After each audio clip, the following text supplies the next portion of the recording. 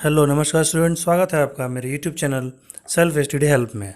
Students, मैं इससे पहले आपको क्लास 8 के हिस्ट्री के 4 चैप्टर्स पढ़ा चुका हूं। आज हम पढ़ने वाले हैं आपके हिस्ट्री का 5वां चैप्टर यानी कि 5th chapter, colonialism and tribal societies.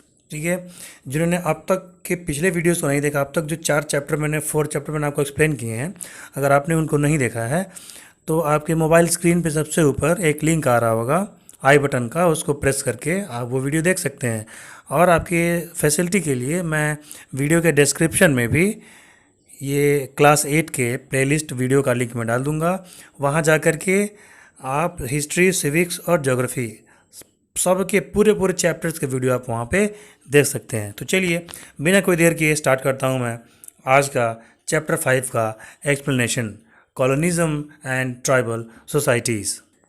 तो चलिए लेते हैं आपके चैप्टर नंबर 5 का पहला हेडिंग, और वो है चेंजेस इन ट्राइबल लाइफ। मैं आपको क्लियर कर दूं कि मैं आपको एक्सप्लेन कर रहा हूं, और उस बुक का नाम है न्यू लॉन्गमैन विस्टाज क्लास 8। ठीक है, न्यू लॉन्गमैन विस्टाज, विपुल सिंह और अनुराधा मुखर्जी और जैस्मिन डिलन ने इस बुक को लिखा हुआ है। ये इनके राइटर्स हैं, Vipul Singh, Anuradha Mukherjee and Jasmine Dhillon. New Longman Vistas, इस बुक से मैं आपको ये एक्सप्लेन कर रहा हूँ। ट्राइबल पीपल उन लोगों को कहते हैं जो कि फॉरेस्ट में रहते हैं और नेचुरल रिसोर्सेज पे रिलाई करते हैं। उनका जो लाइफ होता है, फूड वगैरह होता है, वो नेचुरल रिसोर्सेज पे डिपेंड होते हैं, और वहीं पे वो अपनी लिवलीहुड भी लेते हैं। ट्राइबल जो सोसाइटीज़ होते हैं, ट्राइबल जो पीपल होते हैं, वो अपना अलग यूनिक कस्टम, उनका अपना अलग यूनिक रिचुअल्स और बिलीफ्स, रिचुअल्स मतलब संस्कार और बिलीफ मतलब मान्यताएँ होती हैं। ट्राइबल पीपल जो होते हैं वो हंटिंग भी करते हैं, और फूड गैदरिंग हंटिंग से करते थे। ठीक है, आज भी जो ट्राइबल पीपल हैं कहीं कहीं हैं, वो क्या करते हैं कि हंटिंग उनका मेन सोर्स है फूड गैदरिंग का, तो वो करते रहते थे। लेकिन जब समय बदलता गया, सोसाइटीज़ बदलती गई, डेवलपमेंट आता गया, तो बहुत सारी जो ट्राइबल कम्युनिटीज़ थी वो मेन स्ट्रीम कल्चर में आ गई। यानी वो जंगलों में रहना छोड़ करके हमारे आप जैसे जीवन बिताने लगे, मेन स्ट्रीम में वो आ गए। तो मेन स्ट्रीम में वो कैसे है, पीजेंटनाइजेशन से है। पीजेंटनाइजेशन क्या कहते हैं, यानी एग्रीकल्चर करना। जब उन्होंने एग्रीकल्चर करना सीख लिया, ठीक है, अनाज उगाना सीख लिया, गेहूँ चावल उगाना सीख लिया, तो खेती करते करते, एग्रीकल्चर करते करते वो मेन स्ट्रीम में आ गए। यानी कि जंगलों में रहना छोड़ करके वह जंगल से बाहर भी निकले और अपने को प्रैक्टिस किया। लेकिन 19वीं सेंचुरी में बहुत से ऐसे ट्राइबल पीपल थे, ट्राइबल सोसाइटीज़ थी, ट्राइबल कास्ट थी, जो कि मेन स्ट्रीम में ना आ पाई, और वो अभी भी जंगलों में ही रहती थी और हंटिंग करती थी, हंटिंग करके अपना फूड गैदरिंग करती थी, और फॉरेस्ट में ही वो अपना एग्रीकल्चर भी करते थे। जैसे एग्जांपल के रूप में हिमाचल प्रदेश के गद्दीस और कश्मीर के बकरवाल्स और राजस्थान के रेबरीज़, ये जातियों, ये ट्राइबल पीपल के कास्ट के नाम हैं। ठीक है, कश्मीर में इनके बकरवाल्स कहते हैं, राजस्थान में इन्हें हम रेबरीज़ कहते हैं, और हिमाचल प्रदेश में हम इन्हें क्या कहते हैं, गद्दीस कहते हैं। तो ये कुछ ऐसी ट्राइबल कम्युनिटीज़ हैं, ट्राइबल पीपल हैं, जो अभी भी पुराने तौर तरीके से ही अपना लाइफ जी रहे हैं। ठीक है, वो क्या करते थे, जंगल में ही एग्रीकल्चर किया करते थे, और जंगल में यानी फॉरेस्ट में वो जिस तरीके से एग्रीकल्चर करते थे उनको झूम या शिफ्टिंग कल्टीवेशन भी कहा जाता था। या तो उन्हें झूम कहिए या फिर शिफ्टिंग कल्टीवेशन या शिफ्टिंग एग्रीकल्चर कहिए। इसमें वो करते क्या थे कि जंगल के किसी हिस्से को वो जला देते थे। ठीक है, खेती करते थे, वहाँ पे साफ करके खेती करते थे, एग्रीकल्चर करते थे, और जब फसल काट लेते थे, एग्रीकल्चर जब हो जाता था, तो उस प्लेस को वो बर्न कर देते, यानी कि जला देते थे, और फिर वो उस स्थान पे वो खेती दोबारा नहीं करते थे। लेकिन जब इंडिया पे ब्रिटिश का राज हो गया, जब ब्रिटिश इंडिया कंपनी का राज हो गया, तो ब्रिटिश इंडिया कंपनी के बहुत सारे ऐसे फैसलों ने इनकी नेचुरल लाइफ को डिस्टर्ब किया। ये फॉरेस्ट में रहते थे, तो इनके कस्टम्स को, इनके रिचुअल्स को, इनके रहने के तौर तरीके को बहुत ज़्यादा प्रभावित किया गया। वो कैसे प्रभावित हुए, ठीक है, और उन्होंने क्या क्या किया इसके बारे में अगले हेडिंग में हम देखते हैं। जब इंडिया में ब्रिटिश लोगों का शासन हो गया, ठीक है, और इंडिया ब्रिटिश इंडिया बन गया, तो ब्रिटिश वालों ने यहाँ से एग्रीकल्चर करना चालू किया। यहाँ पे तमाम प्रकार की फसलें उगाना चालू किया। ठीक है, वो यहाँ पे शुगर केन उगाते थे, ओपियम उगाते थे, ठीक है, टी उगाते थे, कॉफ़ी उगाते थे, और भी बहुत सारी यहाँ पे उन्होंने काम करना चालू किया। तो उन्हें अपने सामान को एक जगह से दूसरे जगह पहुँचाने के लिए या लंदन पहुँचाने के लिए, ठीक है, इंडिया में एक जगह से दूसरी जगह ट्रांसपोर्ट करने के लिए उनको ट्रांसपोर्ट फैसिलिटी चाहिए थी। तो उन्होंने ब्रिटेन में पहले ही रेल नेटवर्क का डेवलपमेंट कर चुके थे वो। तो ब्रिटिश वालों ने इंडिया में भी रेल नेटवर्क बनाना, यानी रेलगाड़ी चलाना, रेल नेटवर्क, रेलवे बनाने के बारे में सोचा। तो तब उस टाइम जो है कि रेल की पटरियां जब बनाई जाती थी तो लकड़ियों से बनाई जाती थी। ठीक है, लकड़ियों का बहुत ज़्यादा यूज़ होता था। तो उन्होंने क्या किया कि फॉरेस्ट रूल बनाया। 1864 में फॉरेस्ट रूल बनाया। फॉरेस्ट रूल बना करके और कुछ ऐसे नियम बनाए जिससे इन ट्राइबल पीपल को दिक्कत हुई। तो बहुत बड़ी संख्या में पेड़ काटे जाने लगे और पेड़ को कट करके, ट्रीज़ को कट करके रेल की पटरियां बनाई जाने लगी। उन्हीं रेल की पटरियों के सहारे इंडिया के एक कोने से दूसरे कोने तक ये अपना माल या सामान पहुंचाते थे। अब उन्होंने फॉरेस्ट रूल में क्या बनाया, तो पहला उन्होंने रूल बनाया कि फॉरेस्ट को स्टेट की प्रॉपर्टी डिक्लेयर कर दिया गया, यानी वो राज्य की संपत्ति है, स्टेट की प्रॉपर्टी है। ठीक है, small blocks of reserve forest were created in the hilly areas of Kumaon and Garhwal. ठीक है, कुमायूं और गढ़वाल में छोटे छोटे ब्लॉक बना दिए गए। ठीक है, rules were framed for regulating the chopping of trees and fuel fodder to village and tribal people. और ट्राइबल पीपल को जंगलों से बाहर निकाल दिया गया। वे जंगलों से जो अपना फल इकट्ठा करते थे, महुआ इकट्ठा करते थे, ठीक है, पत्ते इकट्ठे करते थे, उनको फॉरेस्ट में जाने से रोक दिया गया। अपने जानवरों को फॉरेस्ट में चराने से रोक दिया गया। ये सब उनको मना कर दिया गया, जिससे इनका जीवन जो था, ट्राइबल पीपल का जो जीवन था, वो बहुत बुरी तरह प्रभावित हुआ। कुछ उसमें कास्ट ऐसे थे जो महुआ के फूल बीनते थे और बीन करके उनके मार्केट में बेचते थे, उनसे उनके पैसे मिलते थे। ठीक है, पत्तल बनाने के लिए वो पत्ते इकट्ठा करते थे, अपने जानवरों को वो जंगल में चराने ले जाते थे। ये सारी चीज़ें बैन कर दी गई, जिससे कि जंगली लोगों यानी ट्राइबल पीपल को बहुत ही दिक्कतों का सामना करना पड़ा। उनका पूरा खर्चा, उनका पूरा सिस्टम जंगल से ही होता था। जंगल को अपनी माँ मानते थे और फूडिंग लॉजिंग दोनों उनको वहीं से मिलता था। तो रेलवे नेटवर्क बिछाने के लिए जब पेड़ों को अधिक से अधिक संख्या में काटा जाने लगा, तो जब तक ये जंगली लोग या ट्राइबल पीपल जंगल में रहते थे तो अंग्रेज़ों को जंगल में घुसने नहीं देते थे, पेड़ काटने से मना करते थे, वो इस बात का विरोध करते थे। तो धीरे धीरे इनको जंगलों से हटाया गया ताकि ज़्यादा से ज़्यादा मात्रा में, अमाउंट में पेड़ काटे जाने लगे, पेड़ काटे जा सकें और रेल नेटवर्क इंडिया में बिछाया जा सके। आपको मालूम होना चाहिए कि रेल नेटवर्क जो देन है, जो कंट्रीब्यूशन है, वो अंग्रेज़ों का ही दिया हुआ है। अंग्रेज़ों ने ही हमारे पूरे इंडिया में रेल नेटवर्क को बिछाया था। तो उन्होंने हमारा भला करने के लिए नहीं बिछाया था, उन्होंने अपने बिजनेस को फ़ायदा पहुंचाने के लिए ये किया था, ताकि इंडिया के एक कोने से लेकर के दूसरे कोने तक सामान या माल आसानी से उसका ट्रांसपोर्ट किया जा सके और फिर जो कोस्टल एरियाज़ हैं इंडिया के, वहाँ से शिप पर लाद करके और ब्रिटेन में भेजा जा सके। अब आइए देखते हैं आगे क्या होता है। इसके बाद अगली आपकी हेडिंग है British policy towards tribals. British rule के दौरान क्या हुआ कि कमर्शलाइजेशन को बढ़ावा देने के लिए और एग्रीकल्चर को बढ़ावा देने के लिए गवर्नमेंट के रूल टाइटन किए जाने लगे और पूरे फॉरेस्ट जोन पे कंट्रोल किया जाने लगा। फॉरेस्ट से बहुत प्रकार का पैसा इन लोगों को मिलता था। मजबूत लकड़ियाँ मिलती थी जिसको ब्रिटेन में ले आके बेचते थे, फिर रेल की पटरियाँ बनती थी, फिर एक से एक पेड़ थे वहाँ पे, फल मिलते थे और जड़ी बूटियाँ मिलती थी, औषधियाँ मिलती थी। ठीक है, तो उन्होंने पूरे फॉरेस्ट जोन को कब्जा करना चालू कर दिया। वे इसे स्टेट की प्रॉपर्टी मानने लगे और अंग्रेजी फ़ौज जब चाहे तब घुस जाती थी और इन ट्राइबल पीपल को बाहर निकालने लगती थी। उसके बाद से मनी लेंडर्स थे, कॉन्ट्रैक्टर्स थे, ट्रेडर्स थे, गवर्नमेंट ऑफिशियल्स थे। ठीक है, ये ट्राइबल पीपल को बचाने के लिए, बचाते तो नहीं थे लेकिन बचाने का लालच दे करके इनका एक्सप्लॉइट करने लगे। ये कहते थे कि तुम हमको ये सामान फ्री में दे दो, हम अंग्रेजी सरकार से तुम्हारे लिए कह के तुमको नहीं निकलवाएंगे, तुमको जो है कि पैसा दिलवाएंगे। क्रिश्चियन मिशनरीज थी जो क्रिश्चियनिटी का प्रचार, ईसाई धर्म का जो प्रचार प्रसार करती थी, वो भी आकर के इनको लूटने लगे और इनको एक्सप्लॉयट करने लगे।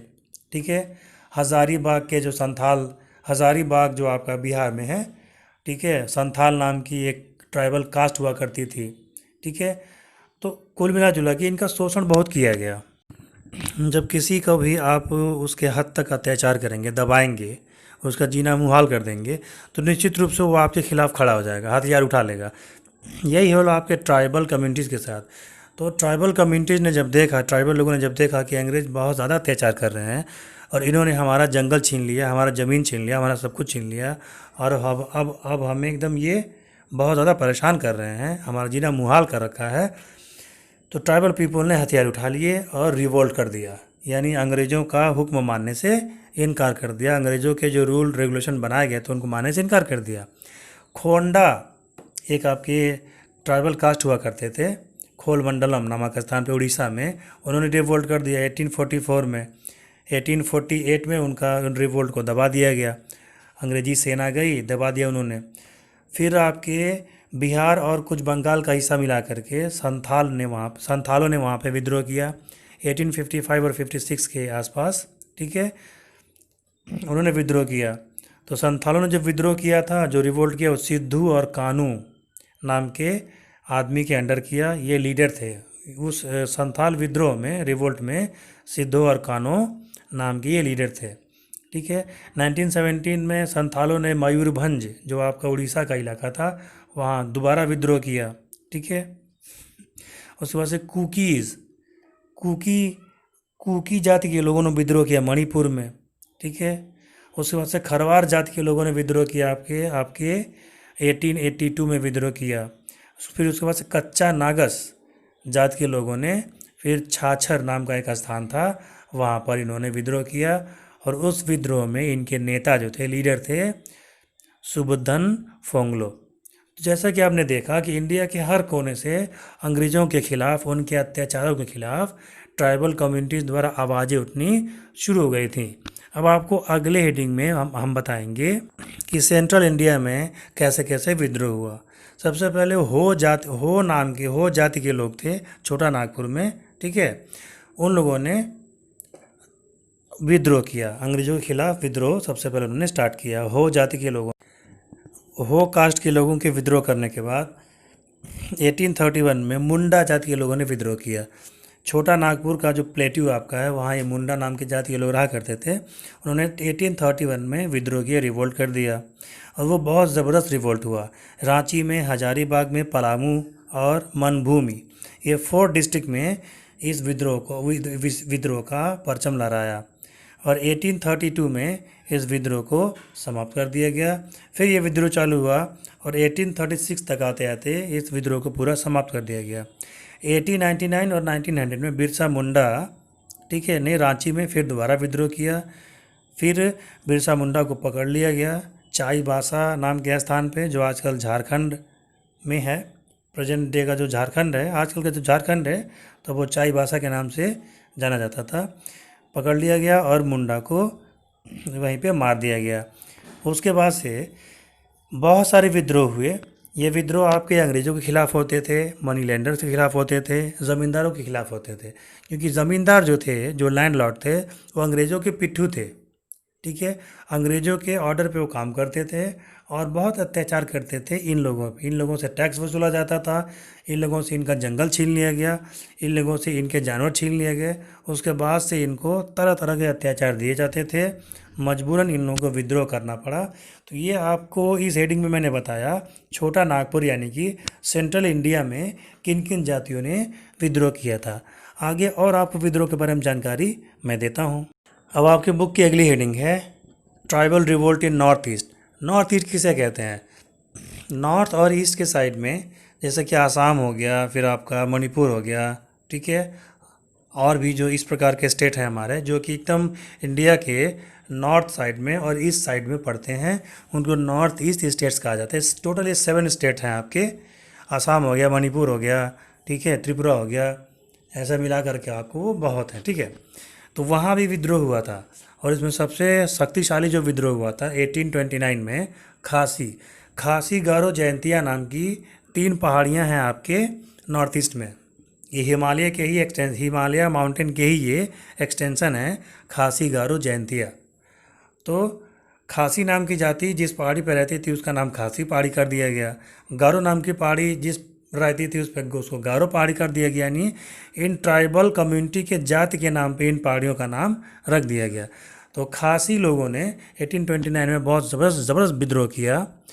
और हुआ क्या कि ब्रिटिश जो सरकार थी, ब्रिटिश गवर्नमेंट रोड बनाना चाहती थी, और वो रोड इनके ज़मीन से होकर के जा रहा था, इनके पहाड़ी को काट करके रोड बनाया जाना था। तो खासी लोगों ने मना कर दिया कि हमारी ज़मीन से आप नहीं जा सकते। अंग्रेज़ों ने ज़बरदस्ती करने की कोशिश की तो इन्होंने विद्रोह कर दिया। बोरमनिक और तीरथ सिंह के लीडरशिप में, बोरमनिक और तीरथ सिंह के नेतृत्व में इन्होंने विद्रोह कर दिया, और ये विद्रोह 4 ईयर्स तक चला। उसके बाद से नागा लोगों ने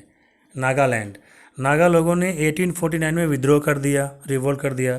1850 में उनके विद्रोह को समाप्त कर दिया गया।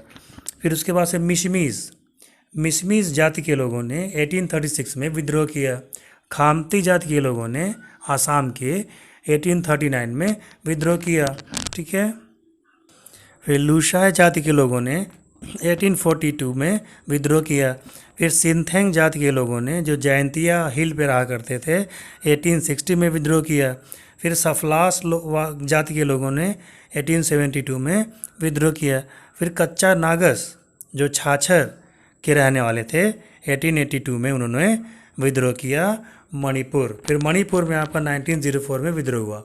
ये जो विद्रोह हुए वो अंग्रेज़ों को जंगल से या उनकी सीमा में आने से रोकना था, क्योंकि तब तक ये जो ट्राइबल पीपल थे ये भी समझ चुके थे कि अंग्रेज़ किसी का भला करने यहाँ पे नहीं आए हैं, वो इंडिया को लूटने आए हैं और लूट कर यहाँ से सामान विदेश में पहुँचाने आए हैं। ठीक है। तो वो समझ चुके थे कि ये हमारे जंगलों पे कब्जा करना चाहते हैं, हमारी रिसोर्सेज पे ये कब्जा करना चाहते हैं और हमको गुलाम बना करके रखना चाहते हैं, ये वो समझ चुके थे। फिर उसके बाद से आपका ब्रह्मपुत्र के रीजन में भी आपका विद्रोह हुआ। फिर कुकी जो मणिपुर के रहने वाले थे, कुकी लोगों ने 1844 और 1849 में विद्रोह किया।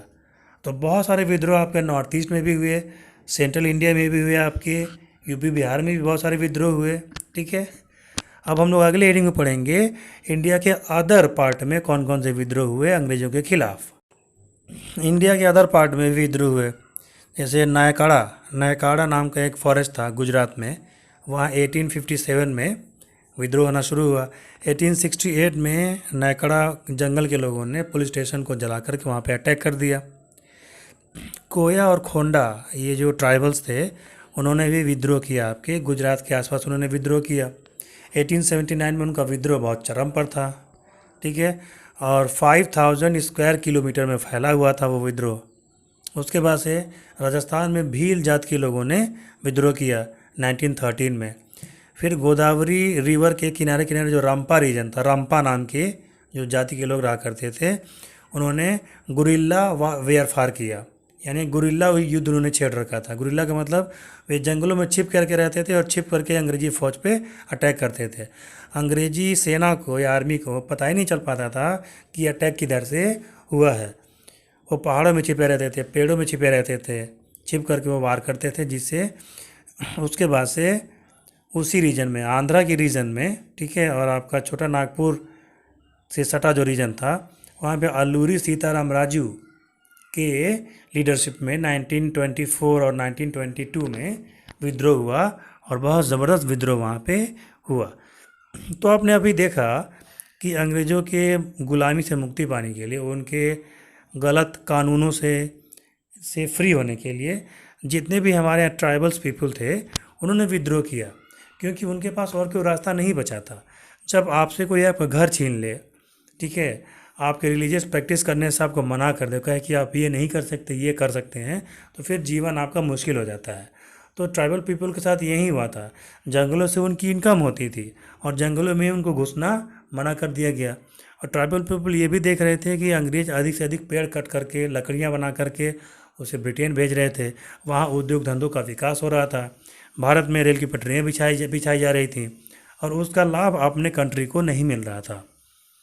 तो इन्हीं सब चीज़ों को ध्यान में रखते हुए इतने सारे ट्राइबल जातियों ने, देश के अलग अलग हिस्सों में ट्राइबल जातियों ने ज़बरदस्त विद्रोह किया।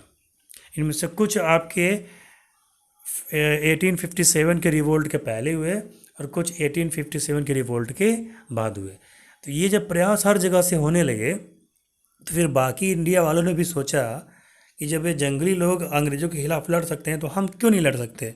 तो 1857 में पूरे इंडिया में, ठीक है, एक कलेक्टिवली प्रयास किया गया अंग्रेज़ों को गुलामी से मुक्ति पाने के लिए। अगले चैप्टर में आप वही पढ़ेंगे, रिवोल्ट ऑफ 1857। वीडियो आपको पसंद आया हो तो एक लाइक ज़रूर कर दें और अपने दोस्तों, अपने फ्रेंड्स के बीच इसको शेयर ज़रूर करें, ताकि बहुत सारे बच्चे ऐसे हैं जो लॉकडाउन में सही से वो नहीं पढ़ पा रहे हैं तो वो सही से पढ़ पाएँ, फ्री में पढ़ पाएँ, बिना पैसा दिए वो पढ़ पाएँ। और साथ ही साथ मेरे चैनल को सब्सक्राइब करना ना भूलें। अपने यार दोस्तों में भी इस चैनल का जिक्र ज़रूर करें। मैं मन से बिल्कुल मैटर बनाता हूँ आप लोगों के लिए, तो इतना तो आप मेरे लिए कर ही सकते हैं। आफ्टर ऑल हम लोग एक फैमिली की तरह हैं। तो मिलते हैं आपसे अगले वीडियो में, और अगले वीडियो में हम लोग पढ़ेंगे हिस्ट्री का एक अलग चैप्टर, जिसका आपका नाम मैं आपको बताना चाहूँगा। इसका नाम है वीवर्स, क्राफ्ट्स एंड इंडस्ट्रीज़। ठीक है, और जय हिंद, जय भारत।